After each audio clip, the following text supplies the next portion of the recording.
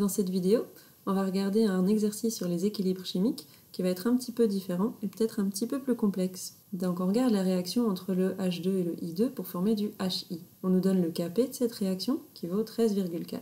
Et on nous dit que lors de la réalisation de cette réaction, la pression totale du mélange à l'équilibre est de 1 atmosphère. On nous demande quelles sont les pressions partielles en chacun des gaz en sachant que la quantité de diiode est la même que celle de dihydrogène. Donc ici, on ne nous donne pas de quantité au départ, on ne nous donne même pas de quantité à l'arrivée.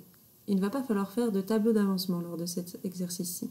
Par contre, il va falloir réfléchir un petit peu d'un point de vue mathématique à qu'est-ce qu'on nous donne comme information et qu'est-ce qu'on peut en faire.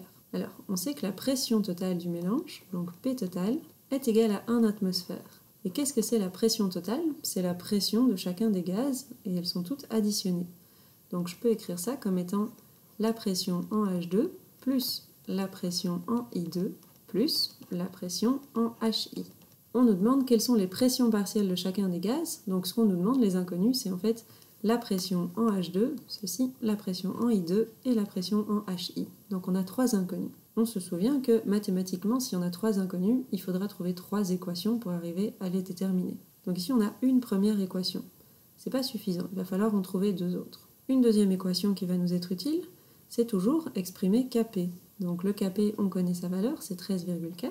Et donc je vais exprimer Kp pour cette réaction chimique. C'est la pression en HI, qui est le seul produit, au carré, divisé par la pression en H2, multiplié par la pression en I2. Et on sait que ceci, ça vaut 13,4. Donc on a une deuxième équation avec nos 3 inconnus. Il nous manque une troisième équation. Et donc si on décortique bien l'énoncé, il y a en fait la troisième équation qui est déjà présente. On nous demande les pressions partielles en chacun des gaz, en sachant que la quantité de diiode est la même que celle de dihydrogène. Donc la quantité en chimie, c'est un nombre de moles. Et donc le nombre de moles de diiode est égal au nombre de moles de dihydrogène. Alors oui, mais ça c'est bien joli, mais c'est des nombres de moles, c'est pas des pressions. Si vous vous souvenez du chapitre sur les gaz parfaits, on peut écrire que si les nombres de moles sont équivalents, c'est la même chose que d'écrire que les pressions en chacun des gaz sont équivalentes. La pression en I2 est égale à la pression en H2, s'il y a le même nombre de moles de H2 que de I2. Donc voilà, là j'ai mes 3 équations. Et donc je vais pouvoir trouver mes 3 inconnus. Donc il y a plusieurs manières de résoudre ça. Moi, celui que je trouve le plus simple, c'est simplement de remplacer petit à petit dans les équations la valeur de une des inconnues. Donc, par exemple, si je démarre de celle-ci, chaque fois que j'ai un I2, une pression de I2, je peux le remplacer par la pression de H2. Donc, par exemple, si je reprends mon équation avec Kp, je peux la transformer et la simplifier.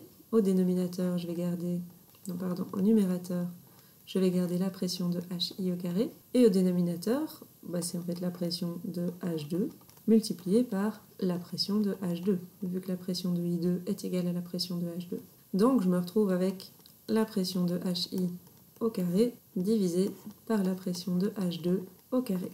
Et donc pour simplifier ceci, si j'ai un carré au numérateur et au dénominateur, je vais prendre la racine de tout ça et je vais arriver à la racine de 13,4 qui est égale à la pression de HI divisée par la pression de H2. Donc là, je n'ai plus que 2 inconnus dans cette équation-là.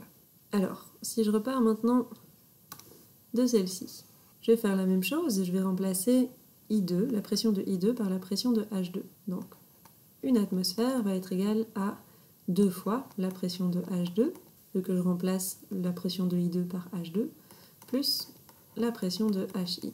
Donc j'ai une deuxième équation avec 2 inconnus. Si je réorganise un petit peu celle-là, je vais calculer la racine de 13,4. Ça me fait 3,661. Je vais passer la pression de H2 qui est au dénominateur de l'autre côté au numérateur, donc fois la pression de H2 qui est égale à la pression de HI.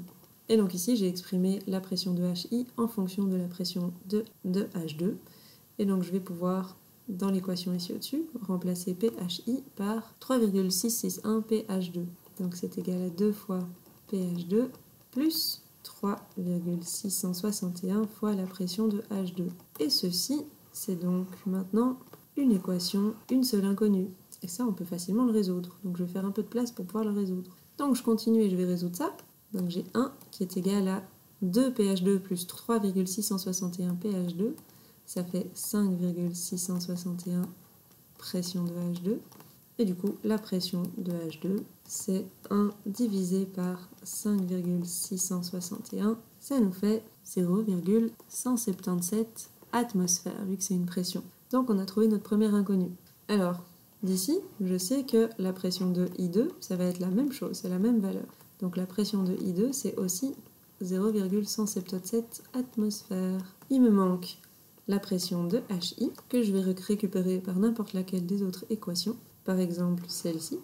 Hop, la pression de HI, c'est 3,661 fois la pression de H2 que je connais maintenant, 0,177. Et donc quand je calcule ça, j'obtiens 0,647 atmosphères. Donc j'ai maintenant mes trois réponses finales. Je connais la pression de H2, la pression de I2 et la pression de HI. C'était bien ce qu'on me demandait, les pressions partielles en chacun des gaz. Donc vous voyez qu'avec ce genre d'exercice, on peut aussi simplement faire des maths et réfléchir un petit peu. On n'a pas toujours besoin de faire un tableau d'avancement.